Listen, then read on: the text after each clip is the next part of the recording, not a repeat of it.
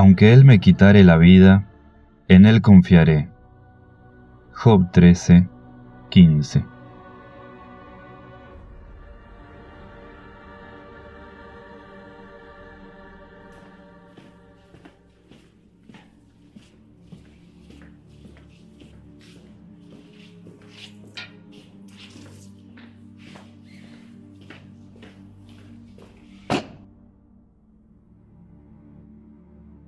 Mi nombre es Otto Dietrich zur Linde.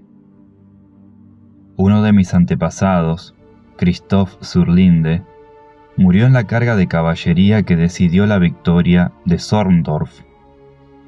Mi bisabuelo materno, Ulrich Forkel, fue asesinado en la foresta de Marchenois por francotiradores franceses en los últimos días de 1870. El capitán Dietrich zur Linde, mi padre, se distinguió en el sitio de Namur en 1914 y 2 años después en la travesía del Danubio. En cuanto a mí, seré fusilado por torturador y asesino. El tribunal ha procedido con rectitud. Desde el principio, yo me he declarado culpable. Mañana, cuando el reloj de la prisión dé las 9, yo habré entrado en la muerte.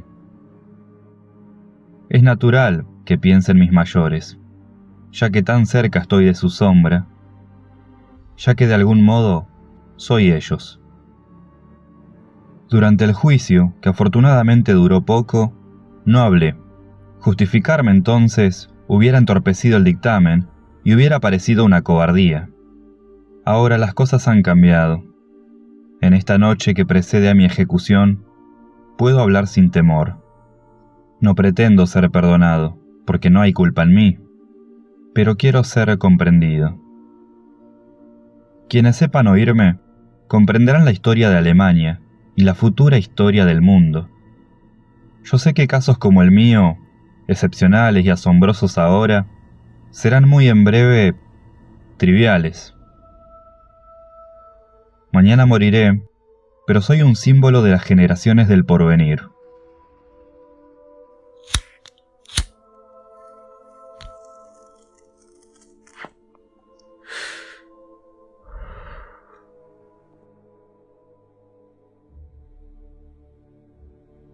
Nací en Marienburg, en 1908.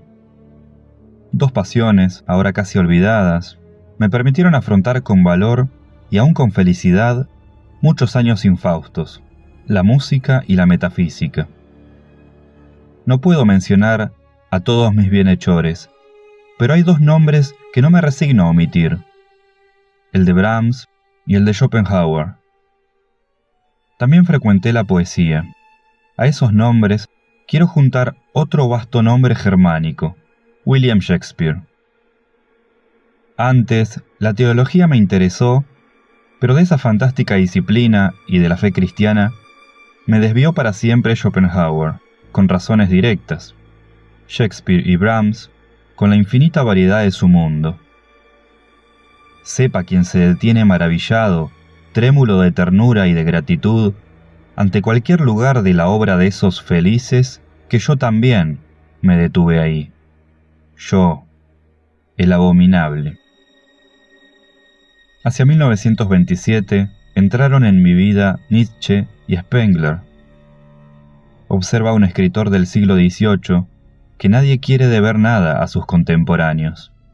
Yo, para libertarme de una influencia que presentí opresora, escribí un artículo titulado Abrechnung mit Spengler, en el que hacía notar que el monumento más inequívoco de los rasgos que el autor llama fáusticos no es el misceláneo drama de Goethe, sino un poema redactado hace 20 siglos, el De Rerum Natura. Rendí justicia, empero, a la sinceridad del filósofo de la historia, a su espíritu radicalmente alemán, militar. En 1929 entré en el partido.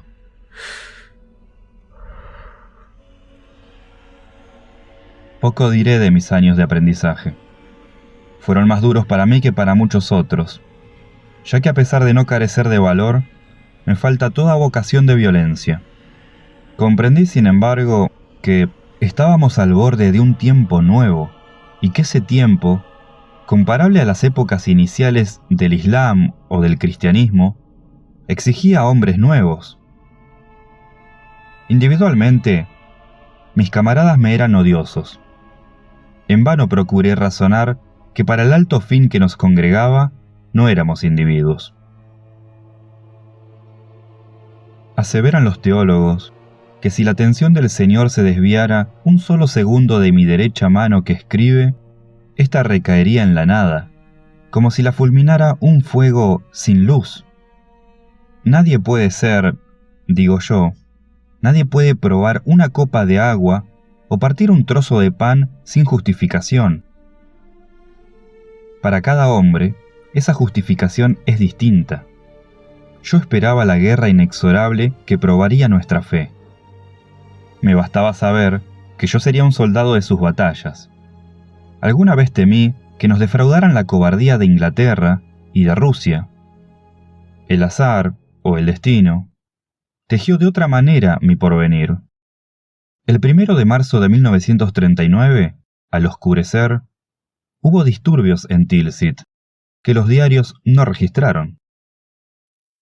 En la calle detrás de la sinagoga, 2 balas me atravesaron la pierna, que fue necesario amputar.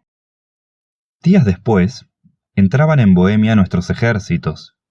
Cuando las sirenas lo proclamaron, yo estaba en el sedentario hospital, tratando de perderme y de olvidarme en los libros de Schopenhauer.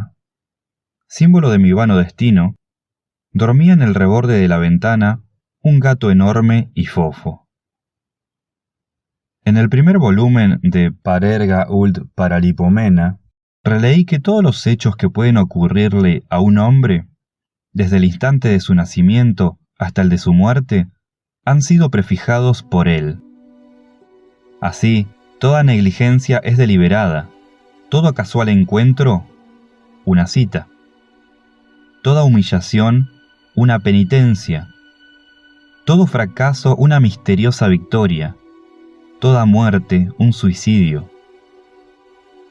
No hay consuelo más hábil que el pensamiento de que hemos elegido nuestras desdichas.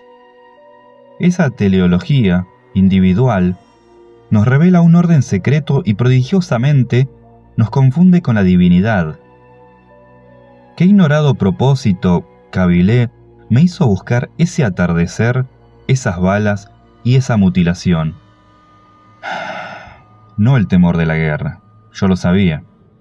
Algo más profundo. Al fin creí entender.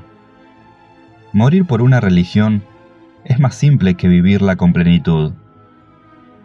Batallar en Éfeso contra las fieras, miles de mártires oscuros lo hicieron, es menos duro que ser Pablo, siervo de Jesucristo. Un acto es menos que todas las horas de un hombre. La batalla y la gloria son facilidades. Más ardua que la empresa de Napoleón fue la de Raskolnikov. El 7 de febrero de 1941 fui nombrado subdirector del campo de concentración de Tarnowitz.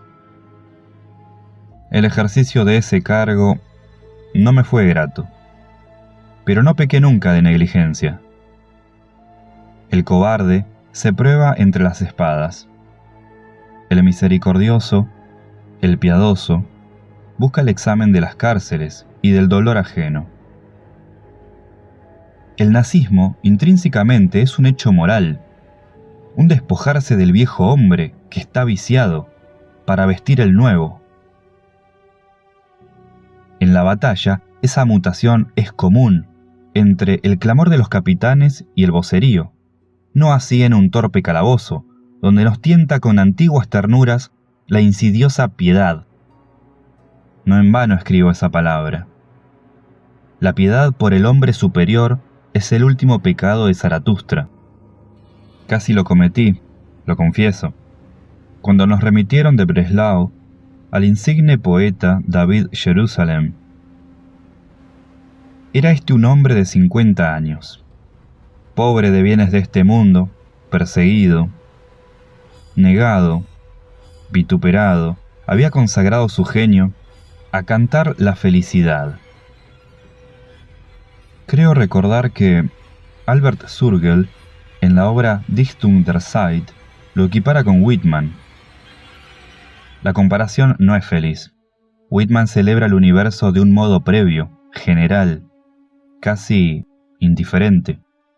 Jerusalem se alegra de cada cosa, con minucioso amor. No comete jamás enumeraciones, catálogos.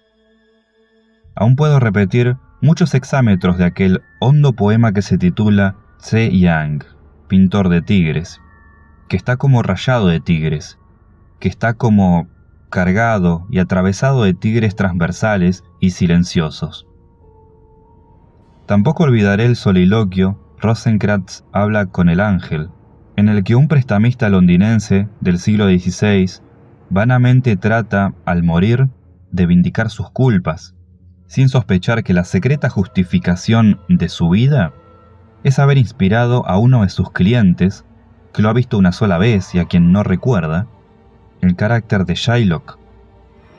Hombre de memorables ojos, de piel cetrina, de barba casi negra, David Jerusalem era el prototipo del judío sefardí. Si bien pertenecía a los depravados y aborrecidos Ashkenazim, fui severo con él. No permití que me ablandaran ni la compasión ni su gloria. Yo había comprendido, hace muchos años, que no hay cosa en el mundo que no sea germen de un infierno posible.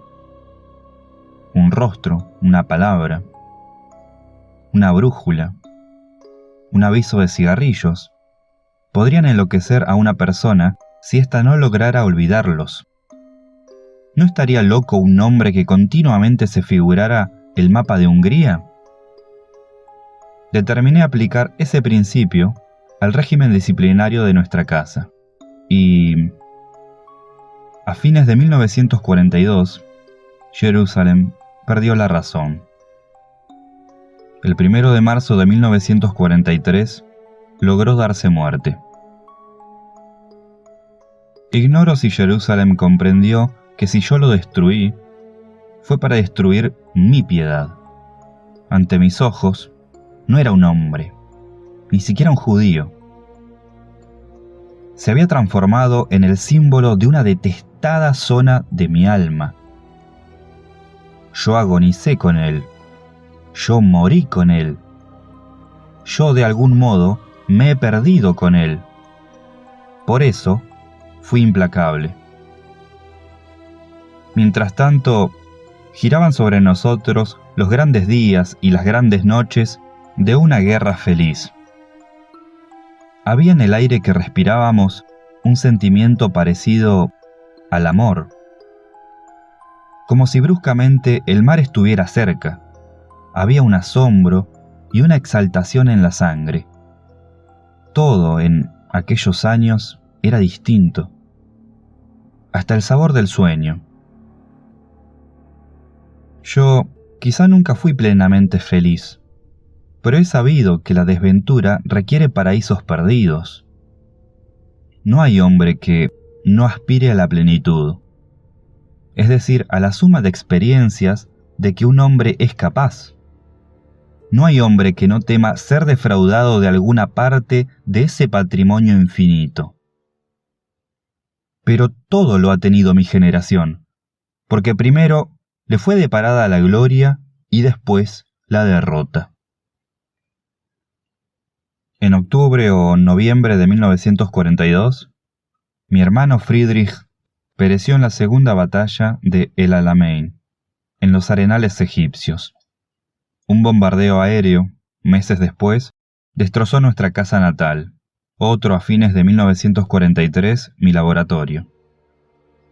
Acosado por vastos continentes, moría el Tercer Reich. Su mano estaba contra todos, y las manos de todos contra él. Entonces, algo singular ocurrió, que ahora creo entender. Yo me creía capaz de apurar la copa de la cólera, pero en las heces me detuvo un sabor no esperado, el misterioso y casi terrible sabor de la felicidad. Ensayé diversas explicaciones.